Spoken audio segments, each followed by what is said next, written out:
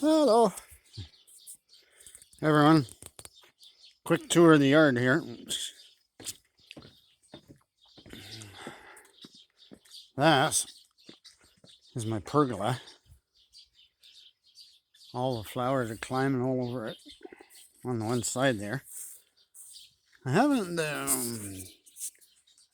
everybody hasn't made it to the roof yet, but, well, Virginia Creeper has, and he's just a givener. Nice. I'm Morning Glories, and then the Zambrinas. Are looking good. Anyways, I've tried planting wheat, but it's not doing the best. That's heirloom wheat. I'm hoping I get something out of them. I didn't even get it. They didn't all come up. I don't know if it's because of the heat or because I planted it under an American elm tree, probably. Anyways, the squash over there is doing really good. So are the cucumbers. I put this trellis up, and the cucumbers, like they say, are going to climb the trellis. Well, okay, somebody forgot to tell the cucumbers, I guess, that they should climb the trellis because they don't seem to be wanting to care.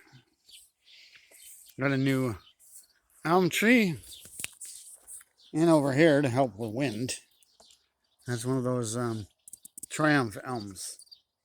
It supposedly will not get Dutch elm disease. Anyways, there's the buttercup squash. You can see one's coming there. And there's a lot of them mixed in here, big ones. If you can ever find them, there's volunteer tomatoes.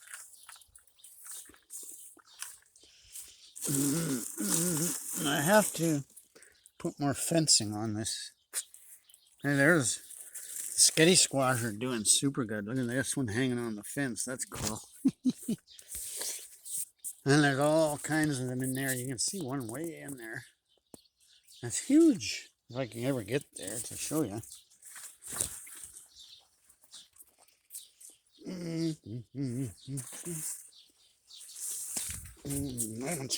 Step on everyone.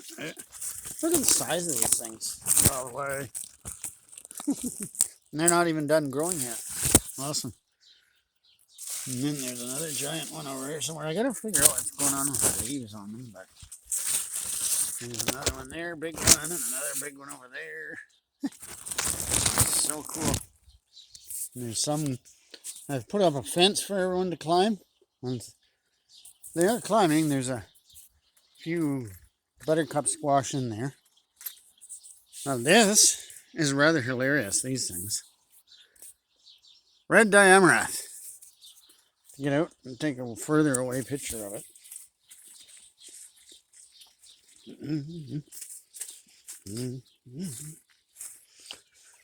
I don't know how you get out of here without killing everyone, but yeah, that was like a fun joke. If you will, last year I had grown red dye amerath. I had like, I don't know, 8 plants or 10 plants in total over in this spot here. And it sucked. They grew like little tiny things on the ground, and they had their bunches of flowers all over. But when fall came, the red dye amerath was still, I thought, in flower. Like these flower heads get really big and long.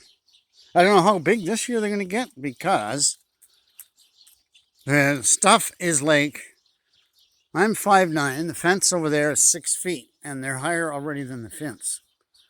Some of them are approaching like 7 feet of height. But anyways, I planted them last year, and they didn't, I thought, do much. And in the fall, they weren't right. I thought, well, they aren't ripe because they're still red. I was expecting them to dry out like cereal crops do and turn brown. Boy, wasn't I wrong. Look at all the seeds I got. And you got them, they try coming up in the grass, and they're trying to come up in the flower beds. They came up over there in the potatoes and amongst the corn. And And it's like, holy. I got to spray for weeds pretty soon, though. Not weeds, sorry. Potato bugs. These purple royalties don't have, fingerling potatoes don't have much on them. For potato bugs at least, but these potatoes I've planted are planted like, instead of in rows, they grow like, this is supposed to be a 5-foot wide bed. It kind of, I don't know where the aisles went to them all, but because of the amerath. And anyways, the potatoes are planted, you plant them 5-foot wide beds, and you plant 3 of them. Then instead of putting another row way over, you leave like space, 1 foot of space, but plant them staggered again in the next row. And that's why you see them so thick like this. I've always had really good luck doing this. I always get really lots of potatoes. You can see the ones way over on the side of the house over here. And those are regular potatoes.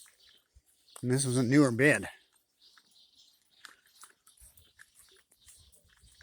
And the potatoes over here are growing really nice and big. Let's check. See, there is some potato bugs here. So I'm going to have to spray or something. Well, they, these potatoes here, I've dug 2 feet deep. You take 1 foot off and put it in the wheelbarrow and drive it down to the other end, or some of it I kept in the greenhouse as starter soil for the plants. And then you just take either a garden fork, or I've got a U-bar, and then you take and you just loosen the bottom 1 foot level. You don't flip it or turn it or anything, you just loosen it. Then you take and you move the next foot from the top over to the other spot, turn it over, and then you do it again, loosen, and you go through the whole bed doing this.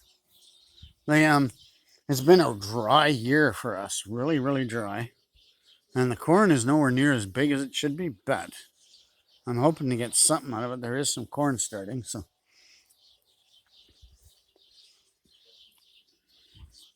But I was just giving a quick report. We'll have to see how everything turns out after.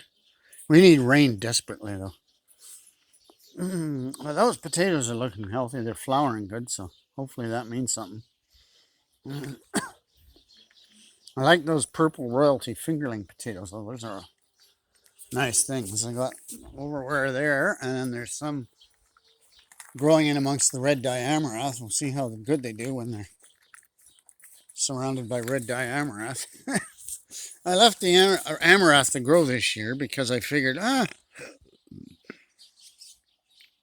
from my experience last year, from the stuff, they said, oh, well, I figured, oh, well, it's not going to get very big anyways. Everybody else will choke it out. Well, wasn't I silly? But I guess I was looking online, Googled it, and supposedly red dye amerath likes hot, dry soil, hot, dry conditions, and they're even drought tolerant. So I guess this is the perfect summer for them then, because we've been hot and dry and we're in a drought. You wouldn't know it with them, but hey. Anyways, quick report, and I'll see you again.